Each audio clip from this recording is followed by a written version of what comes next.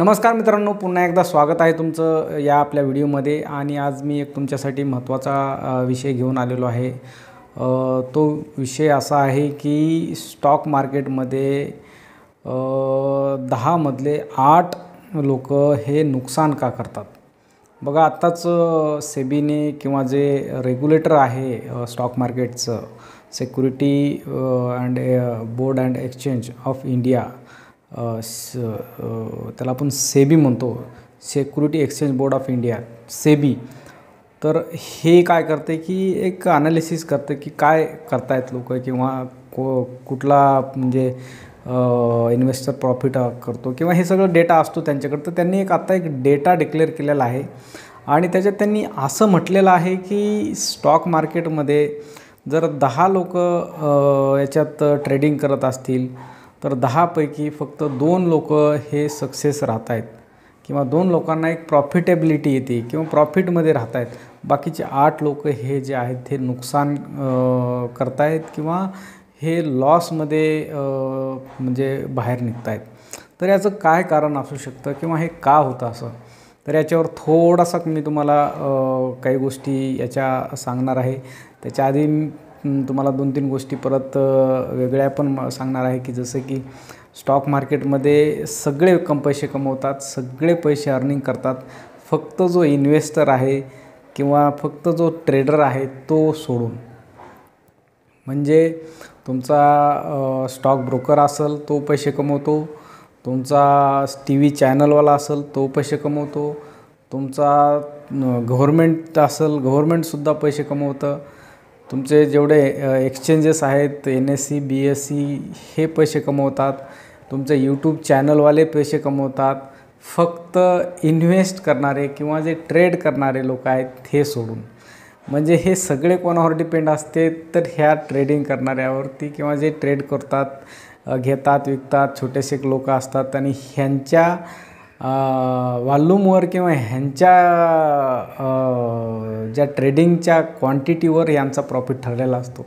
तर मी प्रत्येक वेळेस मागेही म्हटलं की ज्यावेळेसही स्टॉक मार्केटमध्ये लोक ट्रेडिंग करतात त्यावेळेस मोस्टली जे यांना चालवण्याचा प्रयत्न करतात, जसं TV चॅनलवाले असतील, यूट्यूबवाले असतील, ब्रोकर्स असतील, टिप्सवाले असतील, बाकी सगळे पैसे कमवतात, फक्त हा इन्व्हेस्टर किंवा हा ट्रेडर पैसे कमवत नाही. तर हा विषय मी नंतर तुम्हाला एक सेपरेट व्हिडिओमध्ये डिस्कस करेल की हे कसं असं होतं. परंतु आज आपला विषय आहे की का 10 पैकी 8 लोक नुकसान करतात. त्याच्यात 2-3 गोष्टी महत्त्वाच्या आहेत. त्या म्हणजे आपण हे स्टॉक मार्केटला एक गॅम्बलर किंवा एक सट्टा बाजार म्हणून तर बघत नाहीत ना. कारण जेव्हा तुम्ही सट्टा बाजार किंवा सट्टा बाजार म्हणून बघता तेव्हा तुम्ही याच्यात जास्त वेळ गुंतून राहणार नाहीत आणि गुंतून नाही राहिल्यामुळं तुम्ही शॉर्ट टर्म, जेवढं शॉर्ट टर्म बघण्याचा प्रयत्न करताल 2 दिवसात, 1 दिवसात, 15 मिनटात, 1 मिनटात, म्हणजे अशा वेळेस जेव्हा तुम्ही त्याच्यावर रिॲक्ट करत राहता तर तुम्हाला याच्यातनं फार काही सक्सेस मिळत नाही किंवा मिळणार नाही. कारण काय होतं, सगळ्यात महत्त्वाचा एक मी प्रश्न तुम्हाला विचारतो की स्टॉक मार्केट हे लाँग टर्मसाठी वेल्थ क्रिएशन असेट आहे की शॉर्ट टर्मसाठी. तर याच्यामध्ये सगळ्याच गोष्टी आहेत. मग लाँग टर्ममध्ये लोकांना काय वाटतं की हा लाँग टर्ममध्ये आहे, काहींना वाटतं की शॉर्ट टर्ममध्ये आहे. कारण काय, याच्यात कोणालाही येता येतं, कोणालाही काय करता येतं, कोणीही येऊ शकतं, कोणीही स्टॉक घेऊ शकतं, कोणी त्याला बाय करू शकतं आणि आपल्याला याच्यावर काही रिस्ट्रिक्शन नसतात. आपण स्वतः त्याच्यात आपल्या पद्धतीनं करत राहतो. तर स्टॉक मार्केट हे आपल्या पद्धतीनं करण्याची वस्तू नाही किंवा आपल्या पद्धतीनं करण्याची एक गोष्ट नाही. त्याचा एक स्वतःचा एक वेगळा मार्ग असतो, त्याचा एक स्वतःची वेगळी चाल असते आणि त्या चालीसोबत आपण ॲडजस्ट व्हावं लागतं. परंतु आपण मोस्टली जे इन्व्हेस्टर आहेत हे वेगळ्या दिशेने काम करतो की आपण त्याला वेगळ्या पद्धतीने घेतो की हा चार्ट असेल, तो चार्ट असेल, शॉर्ट टर्म असेल, मग परत शॉर्ट टर्म असेल, काही कॅन्डल्स असतील म्हणजे हित आला वर गेला, असं भरपूर गोष्टी आपण तपासण्याचा प्रयत्न करतो. सगळ्या एवढ्या म्हणजे म्हणजे लिस्ट जर केली तर एवढ्या काही टाईपचे तुमचे पॅटर्न्स आहेत, एवढ्या टाईप्सचे तुमचे सपोर्ट्स आहेत, वेगवेगळ्या गोष्टी आहेत, तरी पण मग का फेल होतात. तर याचं कारण एकच आहे की पेशन्स किंवा या असेट क्लासला एकदम क्लिअरली अंडरस्टँडिंग नाही झालेलं किंवा या असेट क्लासला एक भावना जोडून आपण त्याच्यासोबत पैसे इन्व्हेस्ट करतो आहे असं आहे. बऱ्याचशा वेळेस काय होतं की शॉर्ट टर्ममध्ये लोकांना वाटते की म्हणजे मला भरपूर पैसे मिळतील, 2-3 महिन्यात मी काहीतरी माझे पैसे टाकल्यावरती रिटर्न भरपूर मिळतील, मला 10 पट होतील, 5 पट होतील, माझे डबल होतील, म्हणजे ह्या भावनेतून याला बघितलं जातं. तर ही वस्तू अशी नाही. आपण 2, 4, 5% रिटर्नच्या मागं लागतो, परंतु जो इन्व्हेस्टर लाँग टर्म राहतो, जो इन्व्हेस्टर कंटिन्युअसली इन्व्हेस्टेड राहतो, तो इन्व्हेस्टर जगामध्ये सगळ्यात जास्त पैसे कमवतो. साधे उदाहरणं आहेत आपल्याकडं, भरपूर असे इन्व्हेस्टर आहेत, आपल्याला माहिती आहेत, आपण त्याचे नावही ऐकलेले आहेत, आपण त्याला बनायलाही जातो त्या पद्धतीनं, परंतु त्या पद्धतीने आपण करत नाही. थोडक्यात आपल्याला वॉरेन बफेटचं नाव भरपूर लोकांना माहिती आहे, राकेश झुंझुनवाला माहिती आहे, वेगवेगळे तुमचे मोतीलाल ओसवाल्स असतील किंवा तुमचं विजय केडी असेल, असे रिनाऊंड नाव माहिती आहेत आपल्याला तशा पद्धतीने व्हायचं पण आपली इच्छा असते, परंतु आपण त्यांच्या फिलॉसॉफी किंवा आपण त्या जी इन्व्हेस्टिंग स्टाईल आहे ती आपण फॉलो नाही करत. आपण काय करतो, आपण सोशल मीडियाला आपला पोर्टफोलिओ आपल्या TV चॅनलसोबत जोडून देतो. म्हणजे आज मी 10 लाख रुपये इन्व्हेस्ट केलेले आहेत आणि सकाळी इन्व्हेस्ट केलेत, लगेच दुपारी आपलं चॅनल चालू होतं आणि तो जसा म्हणजे ज्या डायरेक्शनला देईल त्या डायरेक्शनला आपण आपली मुवमेंट करतो किंवा आपण डिसिजन घेतो. तर स्टॉक मार्केट हे काही 2-2 मिनटाला 5-5 मिनटाला डिसिजन घेऊन आपली इन्व्हेस्टमेंटला वेगळ्या चॅनलमध्ये किंवा वेगळ्या पद्धतीने त्याला फिरवण्याचं काही गोष्ट नाही. हां, काही लोक फिरवतात त्याला, परंतु ते सक्सेस रेशो फार कमी आहे. Intraday trading, short term trading, overnight trading, जे दिवसाला ट्रेडिंग, 8 दिवसाला ट्रेडिंग किंवा स्विंग ट्रेडिंग, असे भरपूर तुम्हाला मिळतील मार्केटमध्ये किंवा टिप्स देणारे TV चॅनलवाले, यूट्यूबवाले, परंतु तुम्हाला असं कोणीच नाही भेटणार की तो असं म्हणणारा की भारतीय इकॉनॉमी आज म्हणजे 3 ट्रिलियन आहे, अजून 40 वर्षानंतर ही इकॉनॉमी 50 ट्रिलियन किंवा 40 ट्रिलियन किंवा 20 ट्रिलियन होणार आहे. तर आज जे तुझ्याकडं पैसे आहेत ते जर 20 वर्षापर्यंत ठेवले, 30 वर्षापर्यंत ठेवले, तर तुझे पैसे तेवढ्या पटीमध्ये वाढणार आहेत, असं कोणीही म्हणणार नाही. का तर असं म्हणून तुम्हाला एकदा इन्व्हेस्ट करून सोडून देण्यासाठी मग जर असं सांगितलं तर त्यांचा बिझनेस कसा चालणार, ब्रोकरचा बिझनेस कसा चालणार, वेगवेगळ्या एक्सचेंजेसचा बिझनेस कसा चालणार, गव्हर्नमेंटला टॅक्स कसा मिळणार आणि न्यूज चॅनल असतील किंवा यूट्यूबर्स असतील यांना व्ह्यूवर्स कसे मिळणार.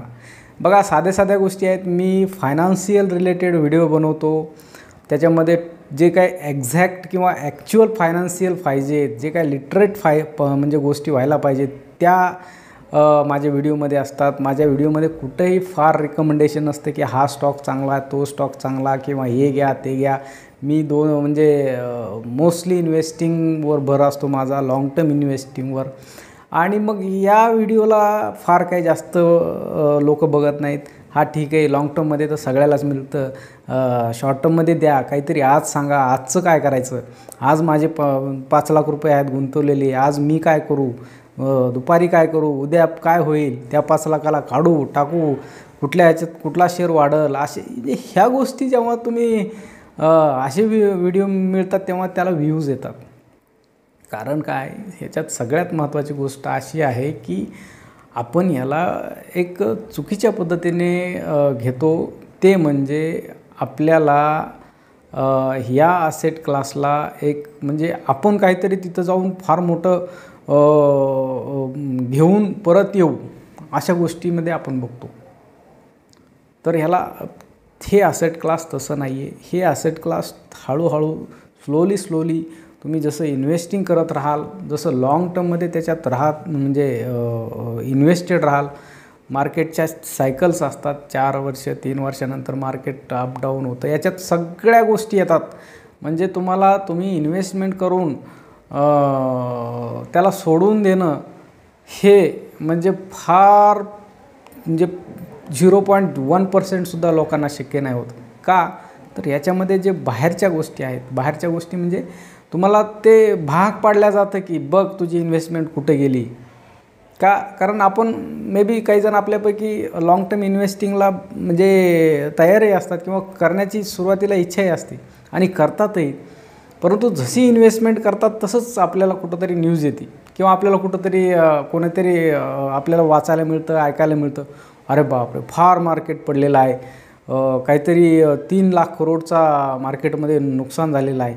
म्हणजे याच्यावर मग लगेच आपण रिॲक्शन देतो, अरे बाप 3,00,000 करोडचं नुकसान म्हणजे माझे पैसे आहेत का नाहीत. म्हणजे आपल्याला म्हणजे फार गोष्टीचा म्हणजे याच्यात अज्ञान असतं, आपल्याला या गोष्टीमध्ये फार कमी नॉलेज असतं. लोक म्हणतात की मार्केटचं नॉलेज घ्या मग ट्रेडिंग करा, परंतु मार्केटचं नॉलेज घ्या म्हणजे तुम्ही ते चार्ट बघणे किंवा इथं सपोर्ट आहे, इथं रेजिस्टन्स आहे, इथं तुमचं काहीतरी कॅन्डलस्टिक आहे, मग इथं तुमचं हे आहे, इथं तुमचं MACD आहे किंवा जे वेगवेगळ्या चार्ट्स पॅटर्न्स आहेत ह्याचा स्टडी नाही आहे. हे सगळ्यात महत्त्वाचं समजून घ्या. मार्केटला समजून घ्या म्हणजे तुम्ही इक्विटी सिस्टीमला समजून घ्या, इकॉनॉमीला समजून घ्या, मार्केट का वर जातं, मार्केट का खाली जातं, जगाचा आणि आपल्या मार्केटचा काय संबंध आहे, US मार्केट आज कुठे आहे, आपली इकॉनॉमी काय आहे, फ्युचरमध्ये आपल्याला काय डेव्हलप म्हणजे इकॉनॉमीची व्हॅल्यू असेल, लोकांच्याकडे किती पैसे असतील ह्याचा अभ्यास करा. म्हणजे भरपूर यूट्यूबर असे मिळतील तुम्हाला की जे म्हणतील इथं सपोर्ट आहे, इथं सपोर्ट आहे, इथं हे आहे, इथं हे आहे, परंतु हे सगळ्या गोष्टी मग शॉर्ट टर्ममध्ये चालतात आणि आपण त्याच्यामध्येच अडकतो. आपल्याला ह्या गोष्टी म्हणजे ओपनली आपण ह्या गोष्टी आत्मसात नाहीत करत किंवा ह्या गोष्टी आपल्याला नाहीत समजत किंवा आपण तिथपर्यंत नाहीत जात की होलिस्टिक म्हणजे जे काय मार्केट आहे, भारतीय मार्केट जसं 400 लाख कोटीचं आहे, मग 400 लाख कोटीमध्ये जर आपल्याला 1% जर त्याच्यातून काढला तर किती होतो, 400 लाख कोटीमधून 4 लाख कोटी. मग 1% मार्केट पडल्यावर 4 लाख कोटी त्याचं भांडवल कमी होणार आहे, परंतु आपल्याला हे माहितीच नाही. न्यूज आपल्याला फक्त एक दाखवते, आपल्याला चॅनलवाले सगळे हे दाखवतात की 4 लाख कोटीचा भारतीय शेअर मार्केटमध्ये हाहाकार नुकसान म्हणजे 4 लाख कोटी स्वाहा. अरे 4 लाख कोटी स्वाहा झाले, परंतु ते किती टक्के झाले, मार्केट 1% रोज कमी होतं, 1% रोज वाढतं, ह्या गोष्टी आपल्याला नाहीच समजत. म्हणून आपण काय करतो, या छोट्या छोट्या गोष्टीवर आपण रिॲक्ट करतो. आपला जो पोर्टफोलिओ आहे मोठा करण्याचा किंवा मोठा करण्यासाठी आपण ठेवलेला, आपल्याला या छोट्या गोष्टी माहीत नसल्यामुळं आपण काय करतो की अरे बाप म्हणजे 4 लाख कोटीचं नुकसान म्हणजे आपलं पोर्टफोलिओ लगेच बघायला जातो आपण, माझे किती गेले, माझे किती कमी झाले, आता मी कसं करू. म्हणजे 1 लाख रुपये गुंतवलेले असतील आणि त्याच्यातून 2,000 कमी झाले असतील तर आपल्याला फार भीती वाटते, म्हणजे आपण त्याच्यात मग मोठं नाही होत. म्हणजे ही एक सिम्पल स्वतःची कॅपॅसिटी बिल्डिंग, स्वतःचं इमोशन कंट्रोलिंग, होलिस्टिक तुमचा मार्केटचा अभ्यास आणि ओव्हरऑल इकॉनॉमीचा तुमचा अभ्यास, ह्या गोष्टी जर तुमच्याकडं असतील आणि ह्या गोष्टी जर तुमच्याकडं म्हणजे एकदम चांगल्या असतील तर तुम्हाला मार्केटमध्ये कोणीही अडवू शकत नाही. परंतु आपल्याला नॉलेज आहे, फक्त आपल्याला नॉलेज कुठलं आहे, आपण कुठला तरी एक स्टॉक चूज करतो, तो स्टॉक खाली जातो, वर येतो, खाली गेला तो घेतो, वर गेला तो विकतो, असं 1-2 वेळेस करतो. मग एका वेळेस असं होतं की आपण वर गेल्यानंतर त्याला विकतो किंवा एकदा घेतला की त्याच्यानंतर 20% खाली जातो, म्हणजे आपल्याला तिथून बाहेर निघता येत नाही. ह्या गोष्टीचा आपल्याकडे अभ्यास असतो. आपल्याकडे अभ्यास कशाचा असतो, इथं चार्ट आहे, मग तो यूट्यूब चॅनलवाल्याने काल मला इथं सपोर्ट सांगितला होता किंवा त्या एका TV चॅनलवाल्याने मला याचा इथं सपोर्ट सांगितला होता. अरे तो जो यूट्यूबर आहे किंवा तो जो चार्ट बघणारा आहे किंवा तो जो चॅनलवाला आहे तो काही देव नाही. जर तो देव असेल आणि त्याला माहिती की हितंच म्हणजे याच्या खाली येणारच नाही, तर तो करोड रुपये टाकून तिथून त्याला पैसे घेऊन तो वाढवत तर त्याचे पैसे कमवू शकला असता. परंतु असे भरपूर आहेत मार्केटमध्ये. आता सध्या हा प्रश्न फार महत्त्वाचा आहे की हे लोक म्हणजे 10 पैकी 8 जण लॉस का करतात, तर त्याचे हे महत्त्वाचे कारण आहेत. ह्या 10 जणांना हेच माहीत नाही की नेमकं इन्व्हेस्टिंग करू का ट्रेडिंग करू का म्हणजे शॉर्ट टर्ममध्ये टाकू की लाँग टर्ममध्ये टाकू का कोणाचं ऐकू का माझं नॉलेज वाढवू का माझं नॉलेज काय आहे. आता स्टॉक वाढतो कमी होतो, मार्केट वाढतं मार्केट कमी होतं. 90% लोक फक्त आणि फक्त भीतीपोटी आणि लालसेपोटी या मार्केटमध्ये सक्सेस राहत नाहीत. म्हणजे हे मी फार महत्त्वाचं आणि गांभीर्याने बोलतो आहे. फक्त भीतीपोटी आणि लालसेपोटी. म्हणजे जेव्हा मार्केट पडत असतं तेव्हा ह्या भीतीमुळं गायब होतात, जेव्हा मार्केट वाढत असतं तेव्हा हे लालच बघून किंवा ते थोड्याशा शॉर्ट टर्म 2-4%, 5% वाढल्यानंतर तिथून गायब होतात. आणि मग राहिलेले 10% लोक आहेत जे स्मार्ट आहेत, जे इन्स्टिट्यूशन्स आहेत, जे मोठमोठ्या कंपन्या आहेत, जे मोठमोठे म्युच्युअल फंडचे इन्व्हेस्टर्स आहेत, जे मोठमोठे म्युच्युअल फंड मॅनेजर आहेत, जे फॉरेन इन्व्हेस्टर आहेत, हे सगळे राहिलेल्या 10% येतात. आणि जे 90%चे सामान्य लोकांचे पैसे आहेत, हे सामान्य लोक फक्त गटांगळ्या खात याच्यातून म्हणजे कुठंतरी एका वेळेनंतर हे गायब होतात. हे म्हणजे यांचं एक सक्सेस रेशिओ राहत नाही आणि हे सगळे पैसे या छोट्या मोठ्या लोकांकडे जातात. आणि हाच सगळ्यात मोठा म्हणजे मार्केटमधला सिनारिओ आहे.